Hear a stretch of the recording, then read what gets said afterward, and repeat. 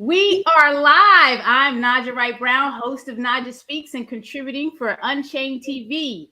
I invited some of my friends on the show today who are going to answer the ultimate question. The big question amongst vegan circles right now is lab-grown meat. Is lab-grown meat vegan friendly? Welcome, Dr. Mills, Sarina Farb, Victoria Moran, and Donny Moss. Let's go. How are you all doing today? Pretty good. Great. Pretty good. Pretty good. Okay, well, let's start with Sarina. Can you tell us a little bit about yourself and your definition of veganism? Yeah, so I'm a vegan educator, content creator, but my background is also in biochemistry, and then I taught high school chemistry and environmental science for a couple of years. So I like to bring science into what I do as well, and it's relevant to the conversation today. As for my definition of veganism, I like to go with the Vegan Society's definition and the articles they've written about, where the origins of that term came from and how it was founded.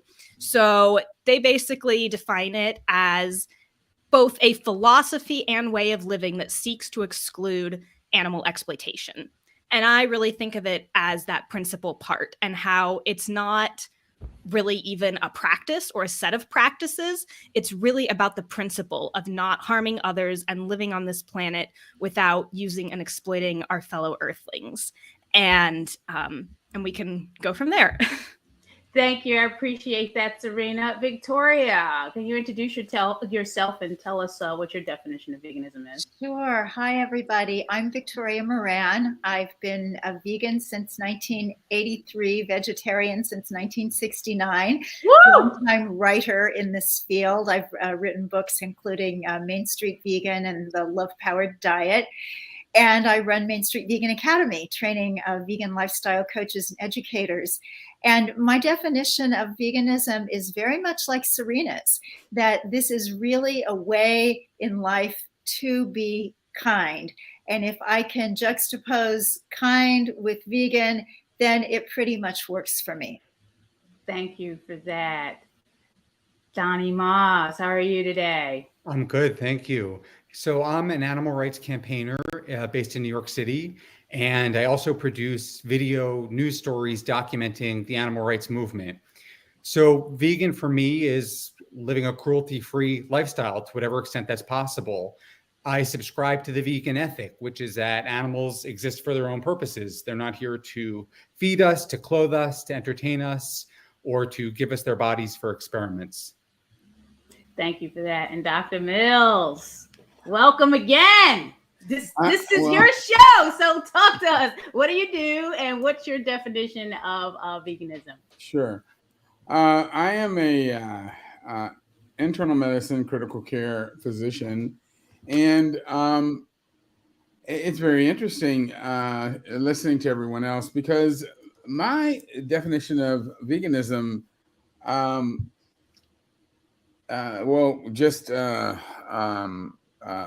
by way of background, I've been plant-based, that is vegetarian, since 1974 and vegan since about 2000, the year 2000. And even when I was vegetarian, I was near vegan, ate very little anything that was of animal origin.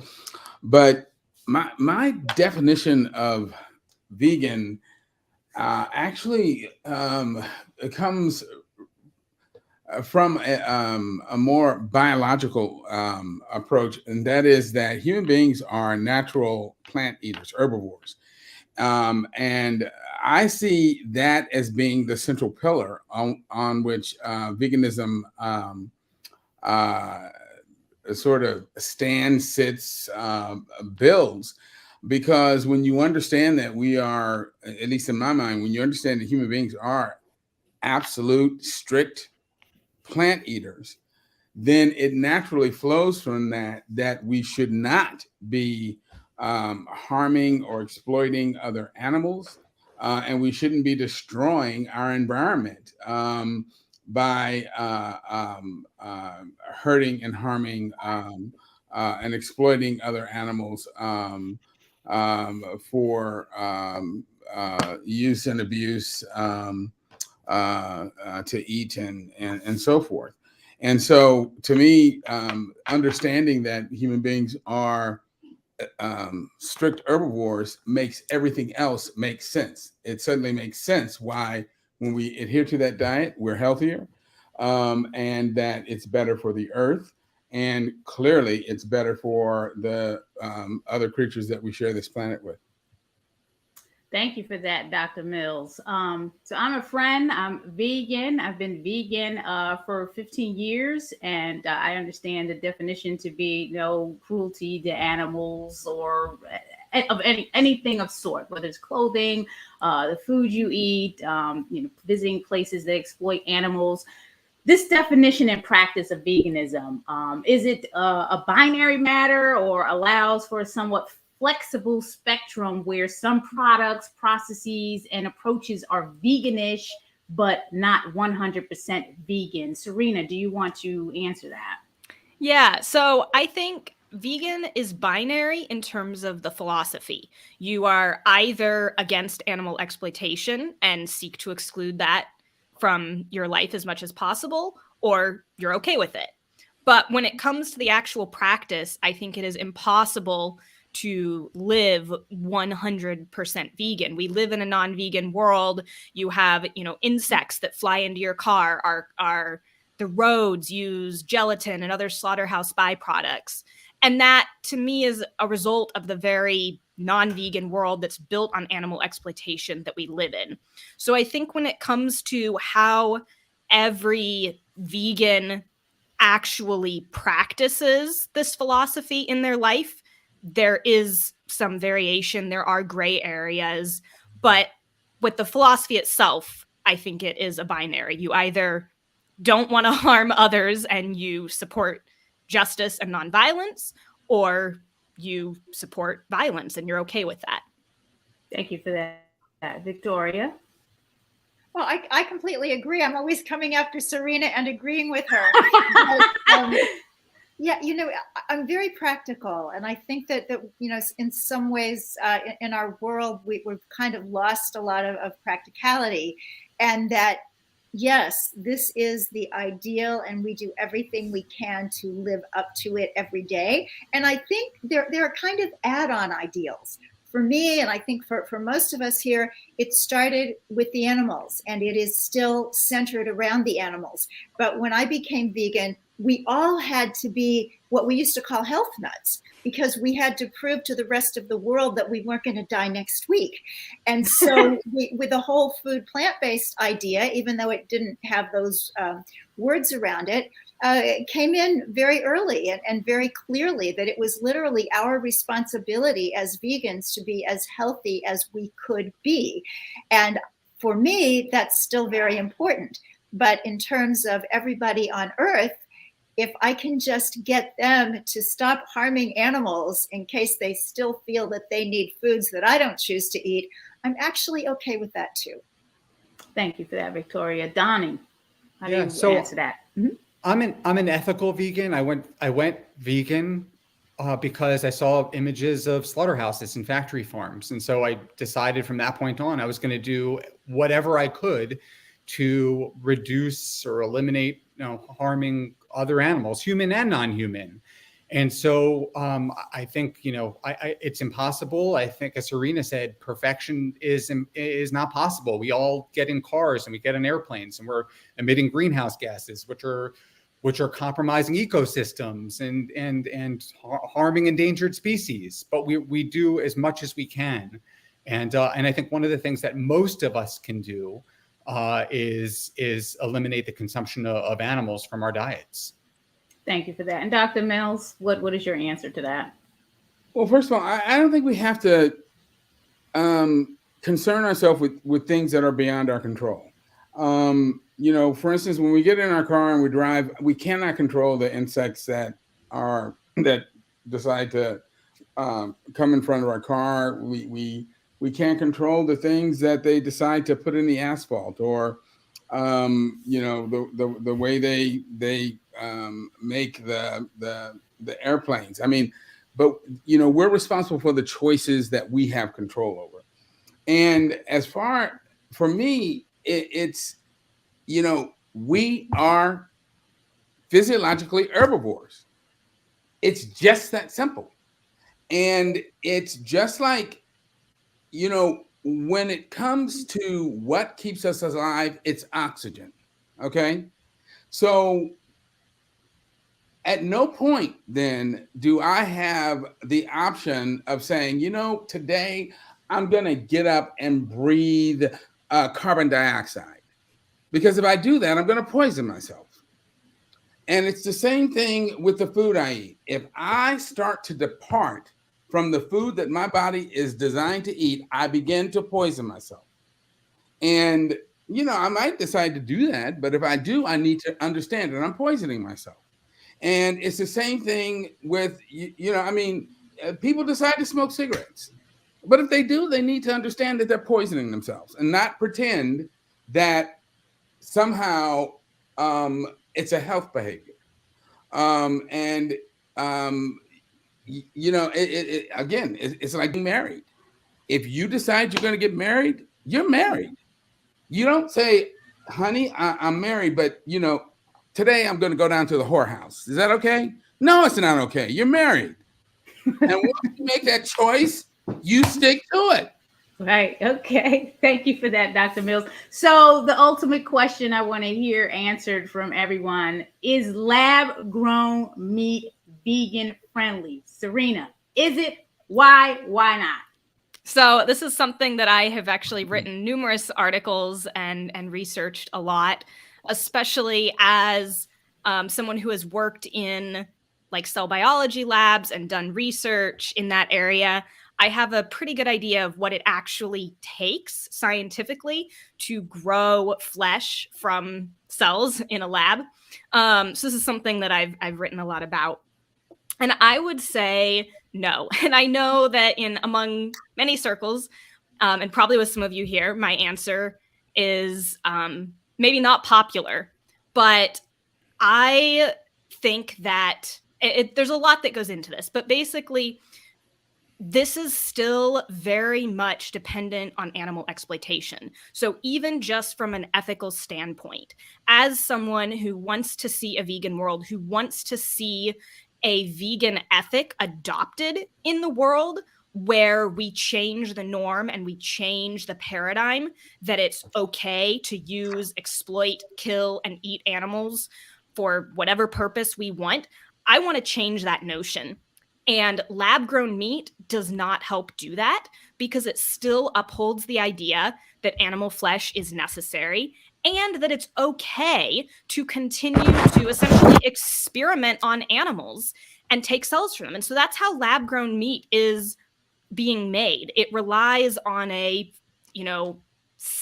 right now, to my knowledge, constant supply of taking stem cells from animals. There, of course, is this idea that's being put forth that once we sort of create or establish some cell lines, we've taken some cells from animals, we make them so they're immortal and can constantly replicate and grow in the lab, then, we maybe wouldn't need to use animals or many of them in the future.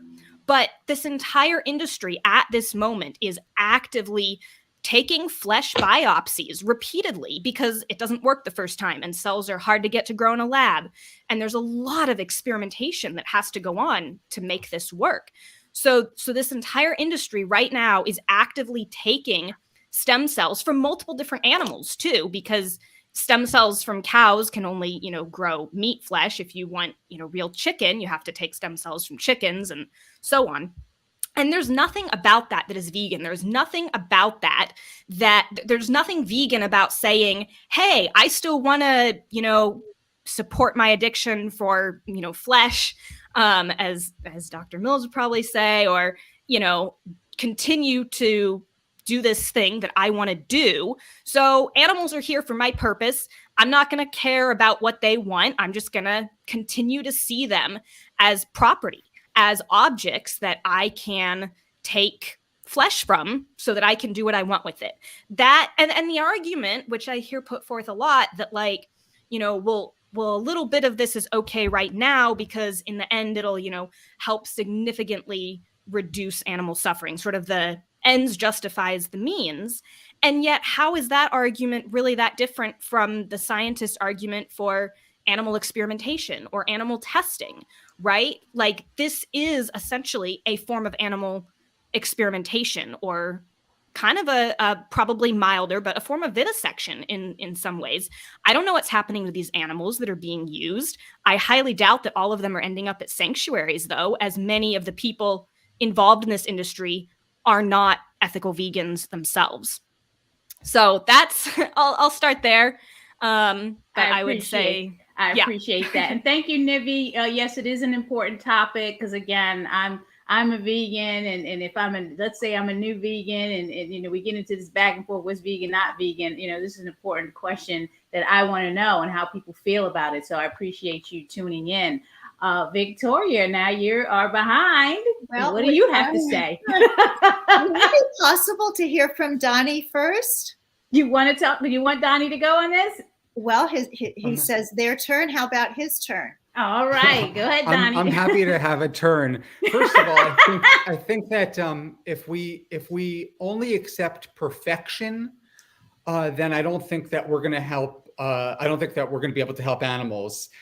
We are not going to get people, many billions of people, to stop eating animals. We're not going to get them to subscribe to the vegan ethic. So if lab-grown meat ends up replacing meat, then I do think that in this case the ends definitely justify the means. When you think about what animal agriculture does, the greenhouse gas emissions, deforestation, ocean dead zones, species extinction, the waste lagoons and factory farms that cause runoff into our waterways, and as I mentioned, dead zones, contaminating the water table, the consumption of fresh water that it takes to raise animals and to slaughter animals, the cruelty associated with raising animals in factory farms and slaughterhouses, antibiotic resistance, the ocean pollution from fishing, the nets, the abject cruelty from start to finish. I absolutely think that if there's a way to feed humans who are not going to stop eating animals, and to feed our companion animals who people aren't going to stop feeding animals, if there's a substitute for that, then I think that we should do everything we can to expedite that and bring it to market in order to prevent all of these other terrible things from happening that I just mentioned. I appreciate that, Donny. Dr. Mills, yes. What do you want to say? A whole lot. Okay. I'm over here metaphorically banging at the moon because this is so wrong on every level. And it is a giant load of hooey. It is a fantasy.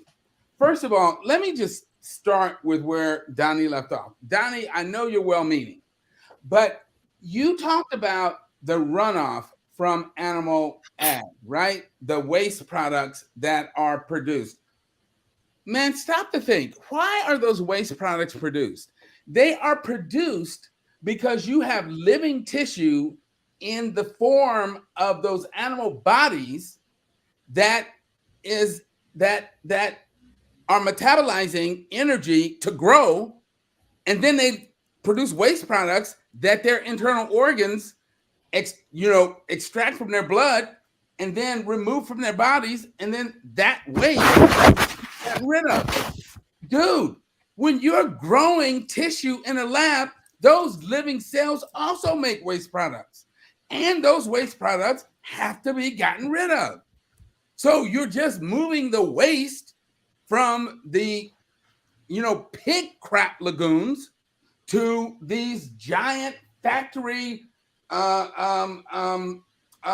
concerns that these people think they're going to be able to make. Furthermore, you want to talk about antibiotic resistance? When you are growing living animals, you're starting with organisms that have an immune system. Yet you still have to give them antibiotics to keep them from getting infected and dying. When you're trying to grow cells in culture, you are growing living tissue that has absolutely no immune system, which means you're going to have to give them orders of magnitude more antibiotics because they have no defense whatsoever. So we're going to breed horribly drug-resistant organisms in these systems because we're going to have to use way more, not only antibiotics, which fight bacteria, we're going to have to use antifungals, we're going to have to use antiviral drugs because these cell cultures have no way of defending themselves. And all you need is one bacteria, one virus, one fungal cells, because those organisms replicate on the order of minutes, whereas it takes mammalian cells or avian cells, meaning birds, at least 24 hours to double their cell mass, whereas bacteria double every 20 minutes. Thank you for that, Dr. Mills. I just wanted to share something that someone was saying. Steve, thanks for tuning in. He's stating, yes, lab-grown meat will save lives, but are we leading Earth down a path that is going to make it worse? What happens when people figure out that cows? What lives does Steve think is going to save? Well, I think he's talking about the animal lives. I mean, well, the human lives, I guess, Steve. And Steve, he's saying you make a very good point. There still will be waste, and the efficiency of lab-grown protein is still going to be much worse than the plants that are used to create the food. But that's the whole point, that the idea that it's going to save lives is a giant fantasy. Because I want people to step back and actually look at this process. See, most of the people sitting here and listening into this conversation have never been into an operating room, but I have. And when you go into an operating room, everybody in that operating room has to don sterile gowns, sterile gloves, masks, booties, the whole 9 yards. We have to wheel the patient in, scrub them down with chlorhexidine, drape them with sterile drapes. And still, with all of that, the only area that is considered quasi-sterile in that operating room is the area that is exposed on that patient. Nothing else is really considered sterile. Okay? And even then, we still have to douse the patient with antibiotics to try and keep him or her from getting infection. And even still, we know that infections are a major cause of morbidity when people get operations and in the hospital. Again, ladies and gentlemen, when you're talking about growing massive amounts of tissue in culture, because now you're talking about growing tons, millions of tons of pure tissue with no immune system in a culture setting, that means that you have a pure culture that bacteria would love to get into. That has to be done under completely pharmaceutical grade sterility. That means that everybody working in those giant facilities are going to have to, every time they step in and out of a room, they're going to have to completely gown up and gown out. You're going to have filtration systems for the air. You're going to have to use all of these sterile reagents. All of this is going to require massive amounts of material, which are going to be incredibly expensive. What do you think these cells are going to eat? You know, they're not going to magically grow. You've got to have industrial levels of sterile amino acids to feed them. Where is that going to come from? Those are good questions, Dr. Mills. I want to give Victoria a chance to answer. I'm just saying, you're making a good point, Steve. Again, fantasizing and think about what they're imagining. They're like they're somewhere often, Pollyanna somewhere, thinking that this is just going to magically occur. and they haven't thought about this at all. This is pure fantasy. Steve says is another good point. If animal farming is creating pandemics like COVID-19, then lab-grown meat may create worse pandemics that may lead to the extinction of the human race. Victoria, what do you have to say? Well, I wish that we didn't have to have this conversation. I wish that all of us and all of our work for all these years had been more effective and had convinced our fellow humans to be vegan. And yet we haven't.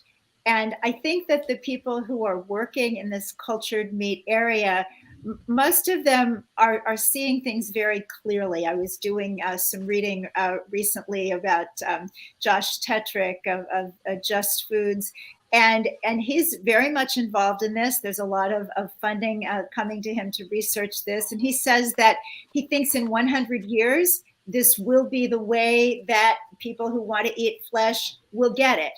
But will we be able to do it within 30 years, which the scientists are saying is what we would need to do for it to have any help for the climate change? And even someone very involved in it like this is unsure. I can speak from a philosophic point of view on this. I think that anybody who is trying to figure out a way for people as they are to live in ways that are more sustainable and less cruel, this is one of the ideas that's out there. Certainly we've got all of the plant meats, and again, I don't eat those very often at all. If I have a choice, I'd rather have real food, but I am thrilled to death that Impossible and Beyond alone saved 1 million cows in 2021. So that's some good news.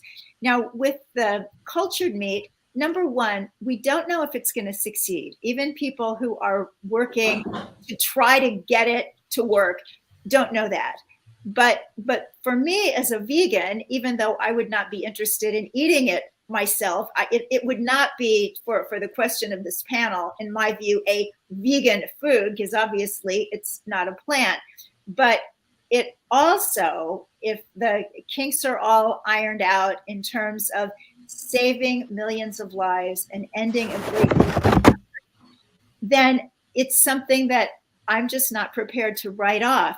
And I think our question about, is it vegan, isn't really the question, because most people don't care if it's vegan or not. I was in a situation a week or so ago, and somebody, mentioned that I was vegan, and this other person said, I could never do that. My body craves meat, especially red meat. And I couldn't very well say to her, no, it doesn't. That's her perception. Yes, it does. That's her Yes, reality. And so to just understand that this is something that we see, not that we're great superior beings. We see this area, and thank God we do. And maybe a lot of these other people are seeing things that we don't, but they're not on our bandwagon yet. So I think it's so important that we keep pushing veganism and animal ethics and sustainable living every way we can. And if other people are researching something else that might end up being kind and saving lives, I'm okay with their doing that. Thank you for that, Victoria. One of the questions one second, Dr. Mills.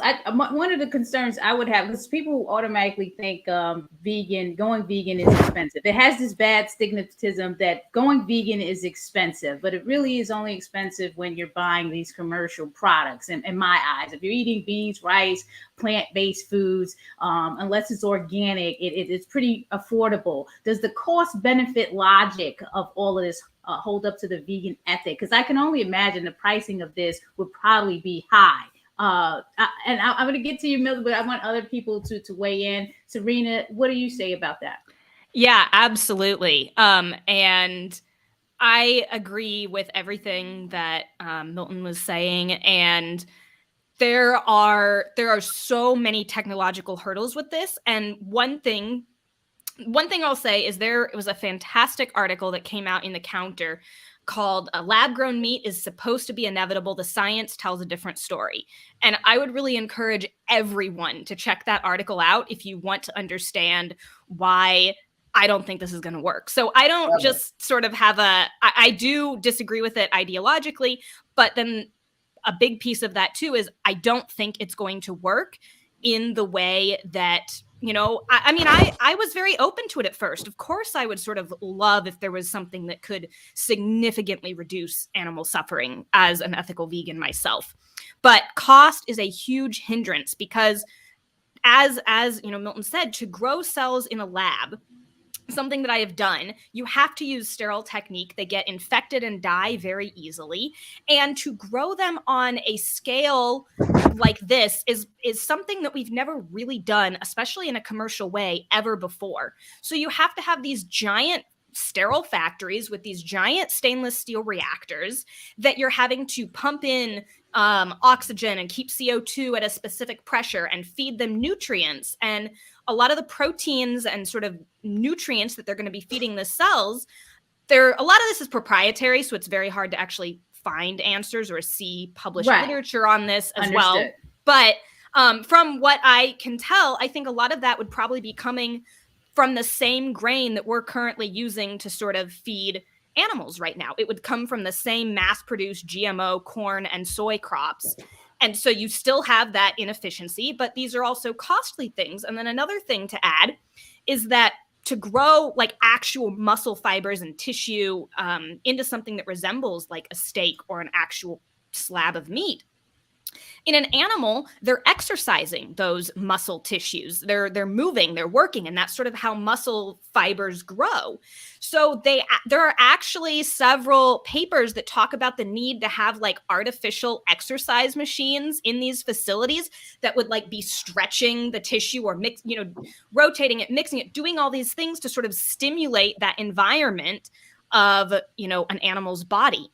And all of the models show this being incredibly expensive. The industry's own, producers that are running these life cycle analyses and, doing all this modeling, the predictions, one, can be as far out as like having actually, significant quantities of this to 2030. And this deadline has kept moving. It was 2018, then it was 2020, now it's 2025. Like their predictions keep not coming true of when they're going to have this, commercially on the shelf. And then at a cost competitive price that it would be cheaper or even the same price as traditionally raised meat. It's ridiculous. And honestly, I think this is very similar to the Theranos scandal. For those of you that are familiar with that. That is what this is. There's all this pretty language being fed to animal activists and vegans and largely investors. They talk about it like we could just take a feather and grow meat from that. And that is so not the way the science works. And the resources, the money, and then the energy, the CO2 emissions are actually extraordinarily high and may not even be less than traditional meat because it's all based on the electric grid. So all these machinery, all these bioreactors, all these CO2 pumps and fluid pumps are plugged into the grid. So you're just trading off like methane emissions from animals or cows in particular to, fossil fuel emissions coming from the grid. And when this would potentially be cheaper or even, cost competitive with meat, I think that's very hard to say, and it's still a very, very long ways away. Especially with the impact of that pandemic. Dr. Mills, I'm going to get to you. I just want to make sure everybody, because we have to get to Donny too, but I wanted to thank Doug for tuning in and asking the question, what does vegan friendly even mean? The definition of vegan is a diet that excludes all foods of animal origin. This is what the word vegan was invented to mean. Lab-grown meat is grown from cells taken from a living animal. So it is food of animal origin. So it is not vegan food, period. And that's a great segue into Donny. What do you have to say about that? I hate to lose sight of the forest through the trees. First, if this technology, and of course, most new technology is expensive, and it takes years before the products of new technology come to market. And it starts out very expensive, but over time, costs come down. But again, I think we're losing sight of the forest through the trees. If this technology could potentially eliminate animal farming, the use of live animals, the mutilation of animals on factory farms, the intensive confinement, the torture to which we subject billions of animals to each year, eliminating fishing in the ocean, throwing nets into the ocean and dragging out entire ecosystems in those nets.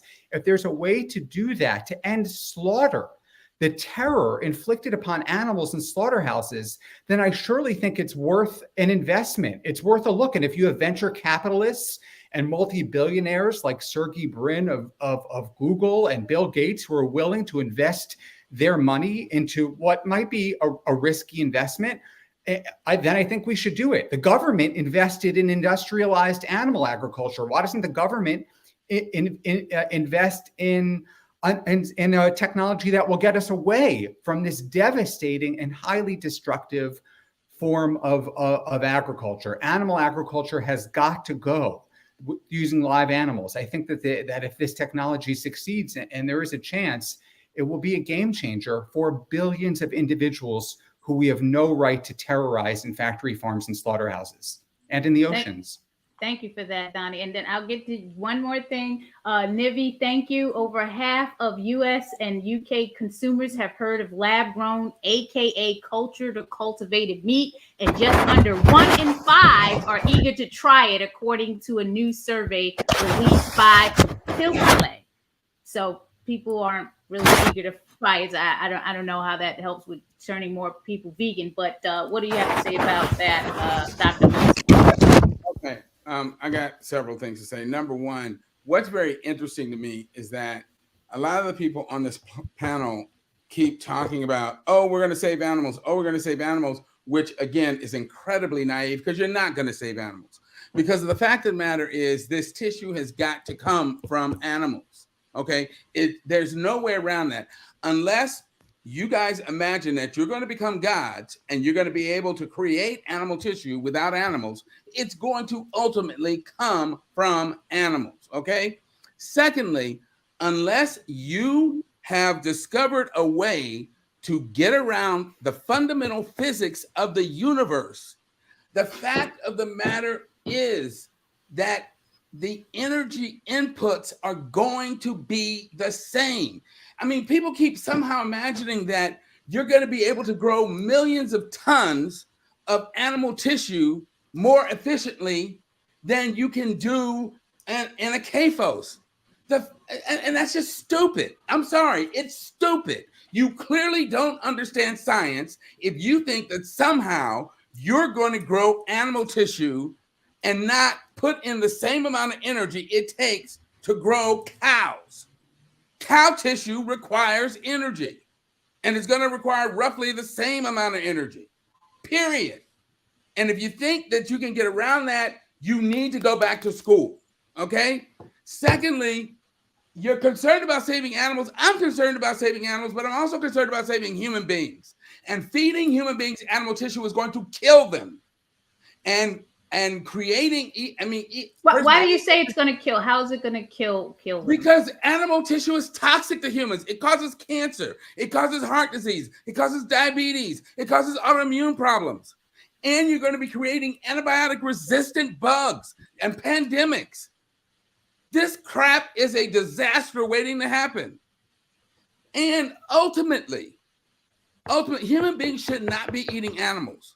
And the fact of the matter is that when you start creating tissue in the lab, you are ultimately telling people, you know what? It's okay to eat animals. And everybody knows that animal tissue acquires flavor based on what you feed the animal. And you know what's going to happen? You're going to grow this bland, nasty crap in a big stainless steel vat. Somebody's going to eat it and say, you know what? This doesn't taste as good as the real stuff. I had some beef that was grown on, corn or grass, and it tastes much better than this washed out mess. I'm going to go get the real thing. And so all you're going to do is stoke the desire to go kill animals. It is much better to teach people that animal tissue should not be eaten by humans, and we need to move away from it. than to sit here and destroy the environment trying to create this Frankenflesh in the lab. Thank you for that, Dr. Mills. Yeah, this is a really serious conversation. And me, if I was a new vegan and all this stuff was coming out, all these new products, I would probably be a little confused. What is the message that we're trying to send here? And because some people are really confused now with all the labels, the flexitarian, reducitarian, pescatarian, veganish, you know. So what is the message that we're really trying to send with the message we're trying to give with the lab cultured meat? Sarina. That it's crap and should be avoided. Did Victoria get to answer the last question? question? I'm sorry, Victoria. Oh, that's okay. I'd like to comment on Doug's point. And which one is that? So I can highlight it. I can highlight it. Yeah. When I was invited to this panel, the question was not are lab grown meats vegan friendly, but are lab grown meats vegan? And I think anybody would have to say, by the dictionary definition of vegan means that you are eating only products of the plant kingdom. And some people would say of the plant kingdom plus some fungi. Of course not. You know, they're not vegan. But if, and I've learned a lot in these past few days, just studying up on this. I did read the article that Sarina alluded to. It is very enlightening. And so I don't know if this cultured meat is ever going to happen.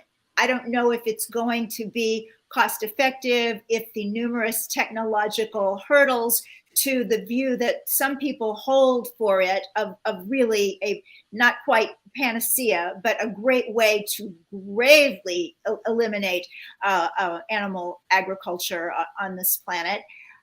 Don't know if that's going to happen. But for me, in terms of is it vegan, it reminds me of a friend of mine out in Kansas City, close to where Sarina is, who helped a stranded motorist late at night. And the guy had been out there for a few hours. He thought he was going to be out there all night long. And when my friend got his car going again, the stranded person was saying, this is such a Christian thing of you to do. You just don't run into good Christians anymore. You're just so Christian, my brother. Well, my friend happens to be Jewish, and he wanted to set the straight, but something came to him. You know what? When this man is saying Christian, he means kind. And so he said, thank you. And if we can get through the obstacles, which maybe we cannot, but if we can get through the obstacles, this stuff will never be vegan. But if it can be kind, it's captured under that other definition of vegan, in my opinion. Thank you for that, Victoria. Kind. Sarina, what is the message we're overall trying to send here?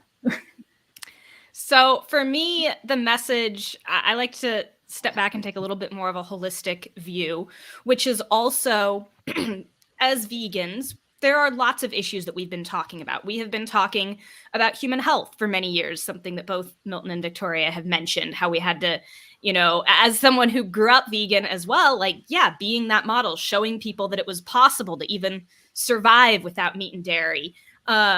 We've been talking about the environmental concerns. We've been talking about climate change and the impact the meat and dairy industry have on that. And so there's several central issues. One is the ethics, of course.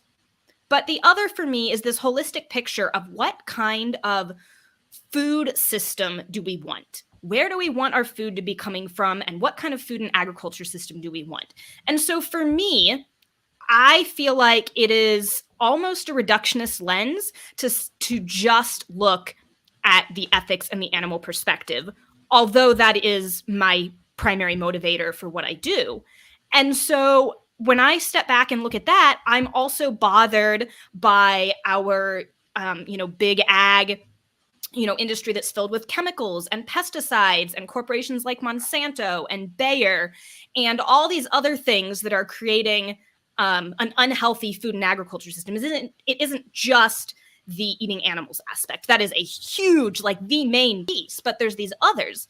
And what I love about a plant-based diet and the practice of that extends from a vegan ethic is that a plant-based diet helps with all of those other issues. It helps with our human health crisis. It helps with the environmental crisis. It helps, obviously, with the animals. Whereas lab-grown meat helps with maybe one, maybe, if it works, of those three.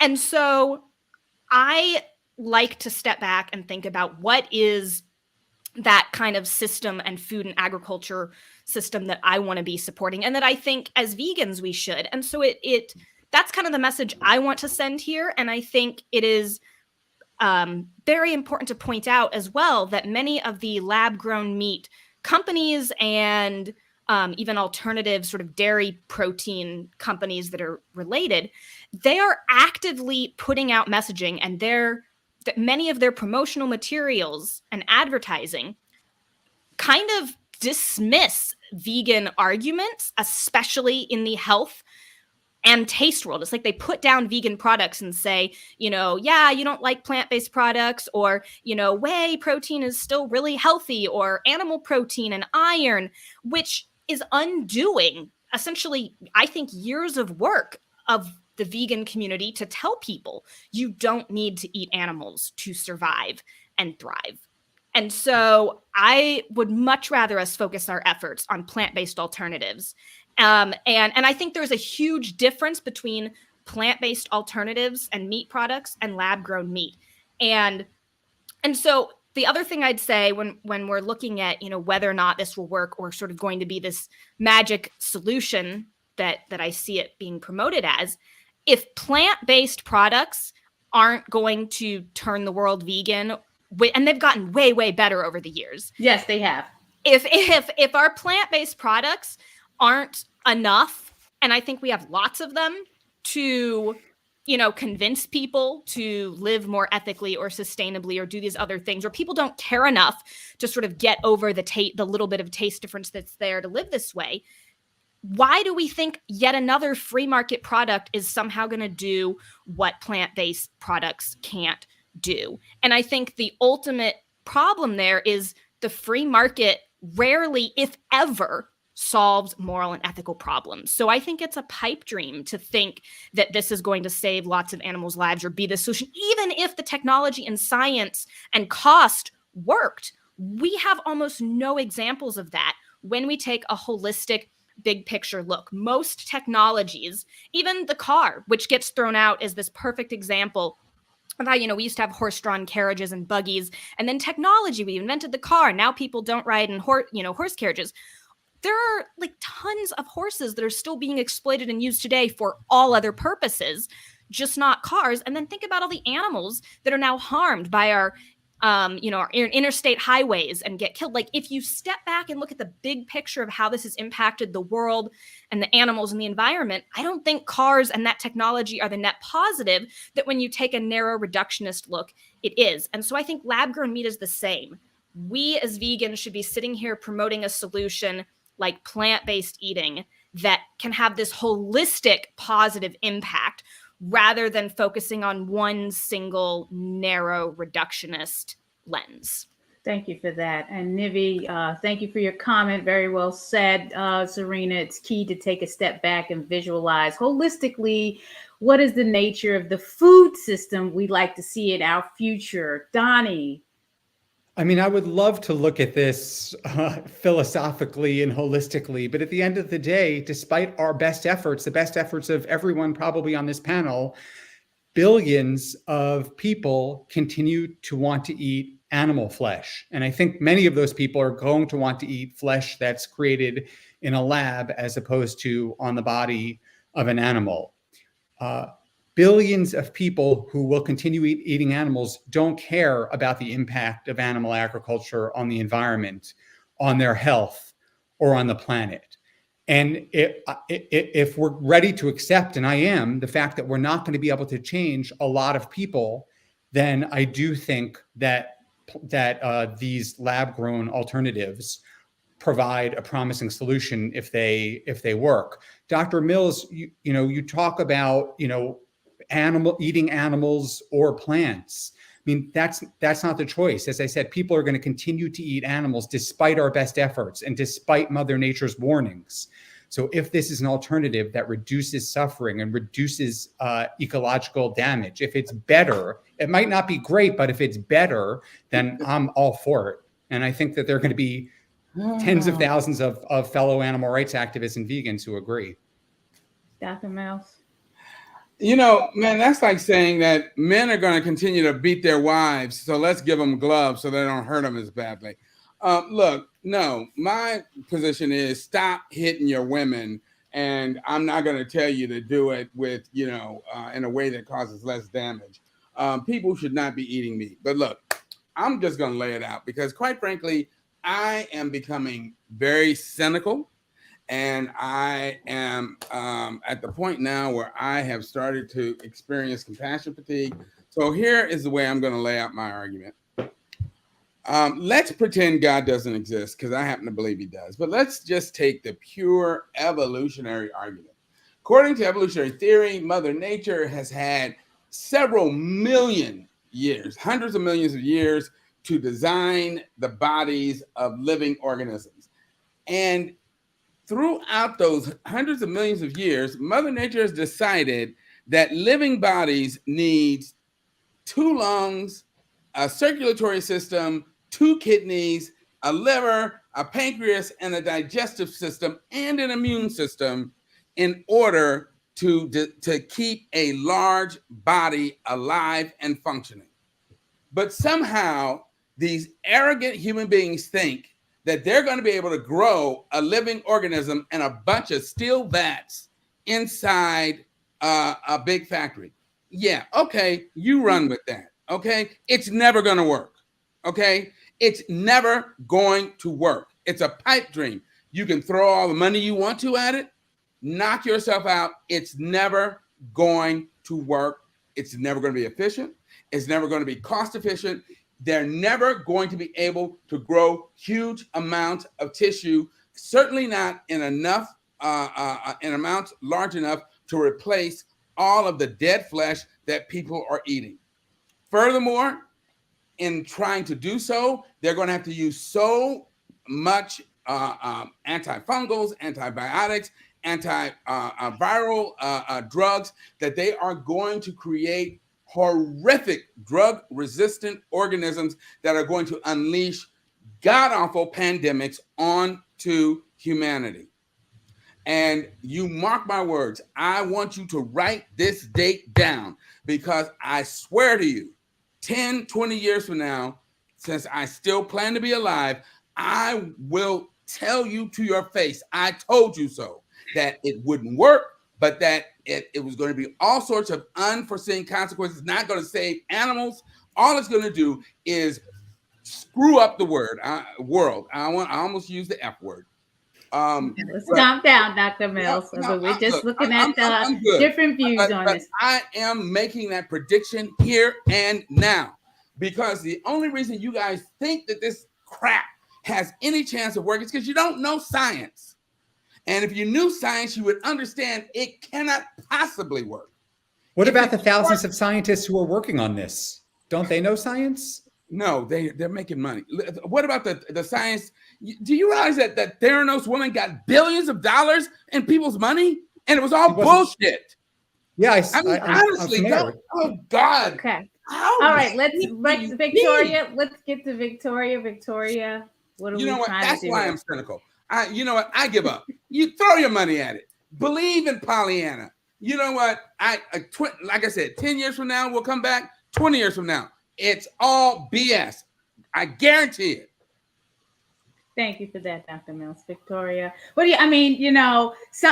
hey, I'm coming from the perspective, a lot of this stuff can seem to be about money. I mean, you have the vegans that oppose companies that are buying out 100% vegan companies. It's about the money, right? They're not technically vegan. They're just buying them out. But what's the message here, Victoria? I was raised by a grandmother who was alive when the Wright brothers had their first flight. And at that time, nobody believed it was possible. and nobody wanted to go up in a flying machine if indeed it turned out to be possible. You are correct. That one has worked out pretty well. This very well may not. It's one idea to possibly make the world a little bit kinder and a little bit greener.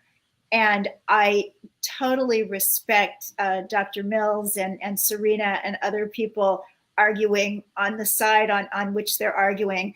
I just want to be here on the side of hope and promise. And if it is seen clearly that this does have hope and promise, great. And if it is seen clearly that it does not, then we'll turn and do something else. We need to save this planet. We need to save all beings. And hopefully, if we all put our heads together and don't stop for a minute, we'll be able to accomplish this. Thank you, Dr. Victoria. Tina, thank you for your comment. I agree with you there. But humans will still want to eat death-eating animals. So wrong. Animals want to live, not die. Before you chime in, Dr. Mills, I just want to say we're going to come to the final question after your comment. Basically, compassion and ahimsa are essential to the practice of veganism. And does lab-cultivated meat and dairy meet that ahimsa threshold? The difference with the Wright brothers were they were not trying to create an artificial bird. They were not trying to create a living bird. They were understanding the principles of flight and creating a artificial machine to mimic that. They weren't trying to create a living body. And that's what these people are trying to do when they're trying to grow living tissue on the order of tons of living tissue. They're trying to create an artificial body. And you can't do that. Understood, Dr. Mills. Sarina, compassion and ahimsa. Don't listen to me.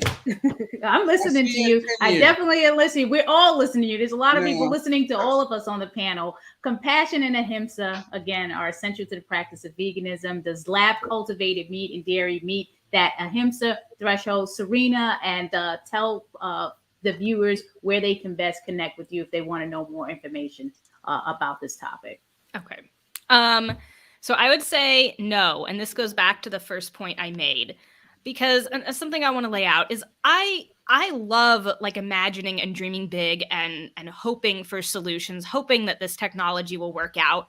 And if it didn't actively exploit and harm animals, I'd probably be a lot more into that and a lot more interested.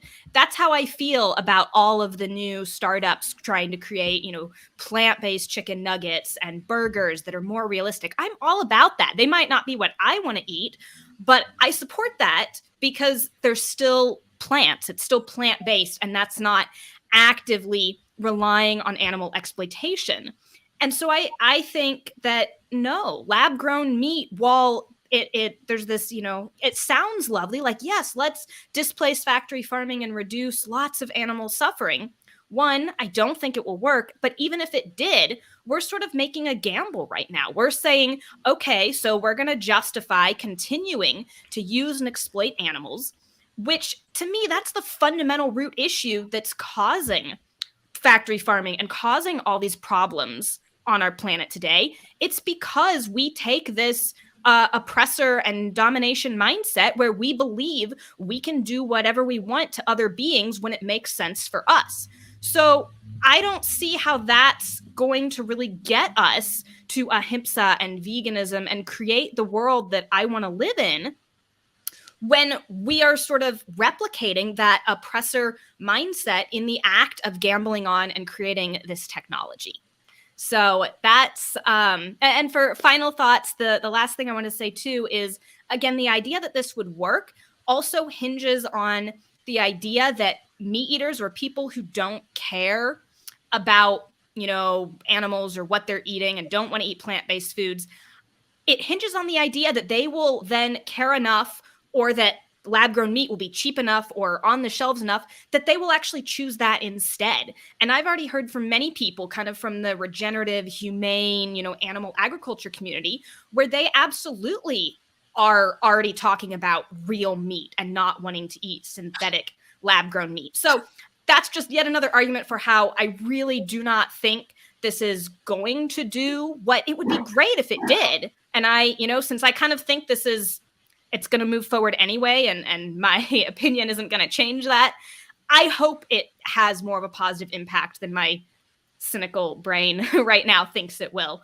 But I don't think it's in line with ahimsa and vegan values because it's exploiting animals. And thank you, Sarina. Where can we find you? Is it at Born Vegan 1 on Instagram? Any websites? Yep, Born Vegan 1 on Instagram and YouTube, and my website is bornvegan.org, where I actually wrote like a 10-point article kind of summarizing a lot of the things that I've said today about lab-grown meat, so people can check that out as well.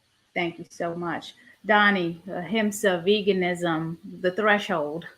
Yeah, well, I'll start by saying this. I'm out on the streets and online every day as an animal rights campaigner promoting plant-based foods and encouraging people to make the shift to a cruelty-free lifestyle. I'm not talking about cultured meats or lab-grown meats because they don't exist.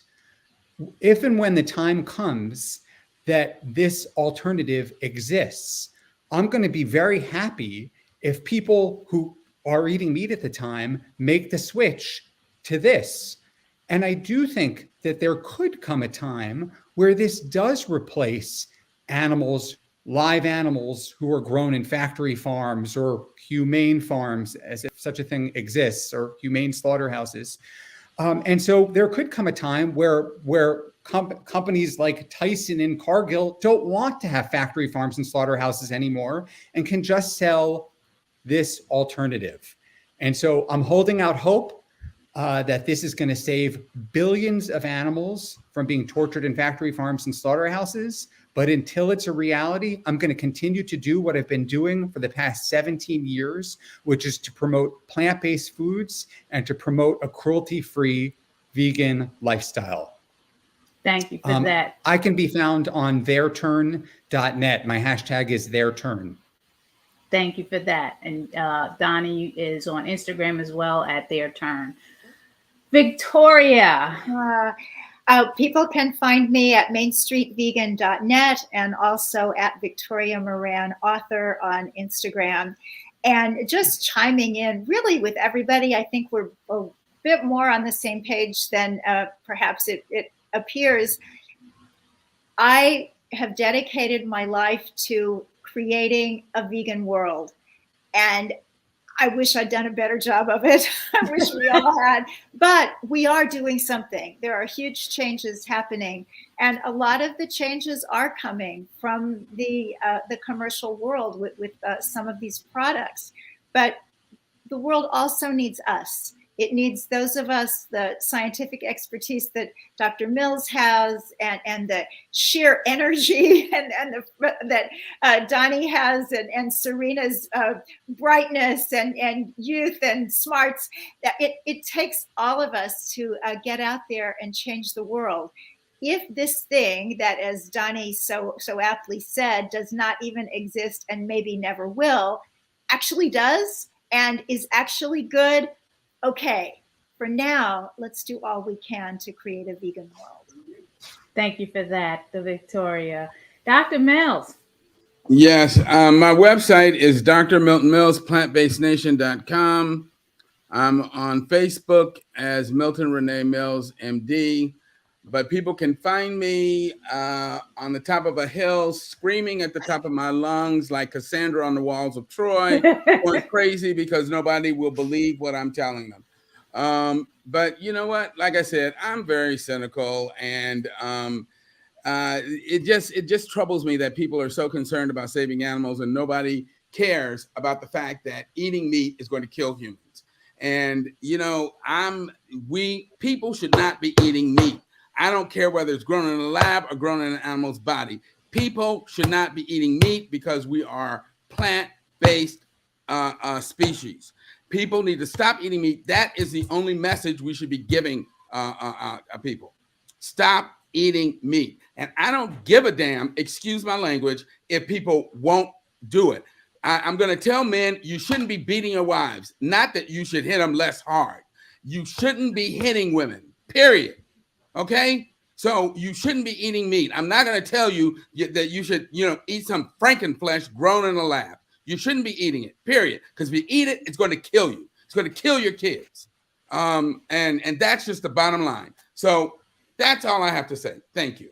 Thank you for that, Dr. Mills. Steve, we're going to close out with his last comment. I think lab-grown meat is too new. Some of the panel needs to do more research of it. The lab is just replicating tissue, which they have been doing for over 70 years. The only difference is the tissue is going to be marketed to consumers.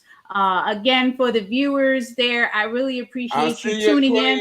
I love the comments. Black Veg Society is meeting people where they are on their holistic health, vegan, and plant-based journey. If you're enjoying the content, please subscribe, like, share, comment, watch the replay. There's people that need to know this information, and please support blackvegSociety.org. Again, I thank you, Donny, Sarina, Dr. Milton Mills, and Victoria for being my guest. It was a pleasure. Please, whatever you do, be well and be safe. And have a great day. Thanks, Naijha. Thank you.